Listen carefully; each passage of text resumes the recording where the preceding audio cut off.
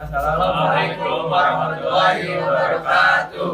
Kami dari kelompok 1. Perkenalkan, nama saya Lutfi Ramadan. Perkenalkan, nama saya Raihan bin Wazis Rengga. Perkenalkan, nama saya Atala Anargia Mindri Utama Putra. Perkenalkan, nama saya Vidya Widawati. Perkenalkan, nama saya Aulia Zahra. Kami akan menganalisis jurnal yang berjudul Komunikasi Verbal dan Nonverbal, yang berjudul Komunikasi Verbal dan Nonverbal Homoseksual di Indonesia dan Komunikasi Verbal dan Nonverbal Game Online. Saya akan menjelaskan komunikasi verbal dan nonverbal. Komunikasi verbal adalah komunikasi yang menggunakan kata-kata, entah lisan maupun tulisan. Melalui kata-kata, mereka mengungkapkan perasaan, emosi, pemikiran, gagasan atau maksud mereka, menyampaikan fakta, data, dan informasi, serta menjelaskannya, saling bertukar perasaan dan pemikiran, saling berdebat dan bertengkar. Komunikasi nonverbalnya adalah semua aspek komunikasi selain kata-kata, meliputi tidak adanya gerakan dan bahasa tubuh, tetapi juga bagaimana kita mengucapkan kata-kata, nada, jeda, volume, dan aksen. Tanda-tanda nonverbal itu terlihat dari tampilan wajah dan gerakan pada tangan. Pada jurnal komunikasi verbal dan nonverbal, di antara homoseksual atau studi deskriptif pada pasangan homoseksual, khususnya di Jakarta, menjelaskan tentang pandangan masyarakat Indonesia mengenai homoseksual. Dari hasil penelusuran peneliti dalam jurnal ini, kaum homoseksual biasanya menggunakan bahasa-bahasa khusus, seperti dalam wawancara dengan salah satu informan. Bahasa yang digunakan umumnya hanya dimengerti oleh kalangan mereka. Bahasa tersebut diadaptasi dari bahasa gaul yang sudah tercipta sejak lama sebagai identitas dari kaum homoseksual dan sangat berbeda dari bahasa sehari-hari, dan tidak menggunakan bahasa Indonesia yang baku, melainkan bahasa buatan mereka. Misalnya Eke artinya saya, Sapose artinya siapa, Dimandosa artinya di mana, Macica artinya macet.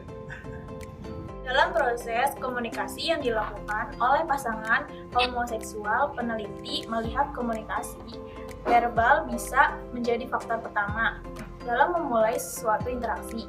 Peneliti juga akan melihat komunikasi verbal seperti apa yang dilakukan pada setiap pasangan homoseksual yang memiliki rentang yang berbeda. Di Indonesia, jumlah homoseksual menunjukkan kuantitas yang sangat signifikan. Terlihat belakangan ini, mereka semakin berani untuk mengungkapkan keberadaan di dalam masyarakat. Menurut Sulistiani, jumlahnya bisa saja sekitar 10.000 orang lebih di Indonesia. Jadi ada 3 faktor yang menyebabkan seseorang itu menjadi homoseksual. Yang pertama, faktor lingkungan. Lingkungan yang tidak baik akan berpengaruh bagi perkembangan kematangan seksual yang normal. Kedua, yaitu faktor pengalaman. Seseorang bisa selalu mencari kepuasan homoseks karena ia pernah menghayati pengalaman homoseksual yang menggairahkan pada masa remaja, sehingga hal itu bisa berlanjut sampai dewasa. Dan terakhir, pada faktor traumatis, seseorang laki-laki yang pernah mengalami pengalaman yang buruk terhadap wanita sehingga ia tidak tertarik untuk menjalin hubungan dengan wanita. Dalam penelitian ini, peneliti tertarik untuk mencari tahu bagaimana tahap-tahap kaum homoseksual membuka diri satu sama lain, menjalin hubungan yang khusus, dan bagaimana komunikasi verbal dan nonverbal yang terjadi sehingga mereka sampai pada tahap yang paling atas dalam berhubungan. Homoseksual juga dikenal masyarakat bahwa mereka berhubungan hanya untuk seks. Namun dari hasil penelusuran peneliti, banyak kaum homoseksual yang menjalin hubungan tidak hanya sekedar main-main. Hal ini terlihat dari rentang waktu mereka ketika menjalin hubungan dan keseriusan mereka untuk mencapai tahap-tahap berikutnya. Bahasa nonverbal terungkap melalui beberapa saluran, yaitu seperti ekspresi wajah, gerakan tubuh, tatapan mata, sentuhan, dan jarak interpersonal. Pada jurnal ini menjelaskan tentang para bahasa, teori penetrasi sosial, dan self-disclosure. Dalam jurnal ini, penulis menggunakan teori self-disclosure. Dapat disimpulkan bahwa komunikasi verbal dan nonverbal kaum homoseksual proses pendekatannya melalui media sosial. Dan kami akan menjelaskan analisa yang kedua dengan judul Studi Komunikasi Verbal dan Nonverbal tentang game Mobile Legends. Game online yang sedang populer saat ini adalah game Mobile Legends. Mobile Legends merupakan game multiplayer online battle arena atau MOBA Game tersebut dipublikasi oleh perusahaan Muntun. Penulis ingin mengetahui apa saja komunikasi verbal dan non-verbal yang digunakan pada pemain game tersebut. Peneliti ini bertujuan untuk mengetahui komunikasi verbal pada pemain game Mobile Legends dan mengetahui komunikasi non-verbal pemain game Mobile Legends.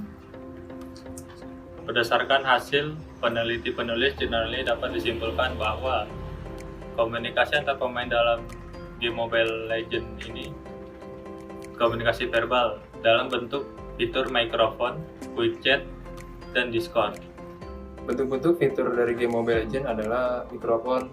Mikrofon merupakan sebuah fitur voice chat di dalam game yang dapat digunakan semua pemain dengan cara menekan tombol aktifnya untuk saling berkomunikasi satu sama lain saat permainan berlangsung.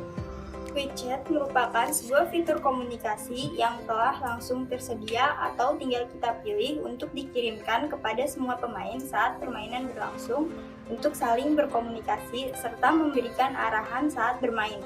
Sedangkan saluran komunikasi nonverbalnya dalam bentuk stiker dan emoji. Fitur stiker dan emoji dapat mewakili emosi dan perasaan para pemain di dalam game. Stiker merupakan sebuah simbol dapat bergerak untuk mengungkapkan emosi atau perasaan yang ingin diungkapkan antara sesama pemain pada saat permainan berlangsung. Emoji merupakan emoticon untuk mengungkapkan emosi atau perasaan yang ingin diungkapkan antara sesama pemain pada saat permainan berlangsung. Kemudian bentuk komunikasi verbal pada pemain ini berupa mabar, main bersama, squad, tim atau kelompok bermain dalam game. Dan bentuk komunikasi nonverbal pemainnya berupa istilah-istilah khusus seperti no, tidak pandai bermain, AFK, away from keyboard, GG good game, GGWP good game well played, save kill 5 kali dalam 30 detik, buff penambahan efek kelebihan dari hero atau item guna menyibukkan gameplay, unbin melepaskan kaitan sosial media, MLers, fanpage Mobile Legends, farming, aktivitas menghabisi monster yang ada di jungle untuk mendapatkan gold, kelomang dan sebagainya. Interaksi antar pemain dalam game ini juga dalam bentuk squad atau kelompok. Kemudian squad. Squad merupakan istilah khusus dalam game untuk menyebut kelompok pemain bergabung dengan squad dengan tujuan utama untuk menambah teman dan juga merangkul para pemain Mobile Legends agar dapat secara langsung berinteraksi, berkomunikasi satu sama lain, serta komunikasi juga dibentuk untuk forum sharing tanya jawab.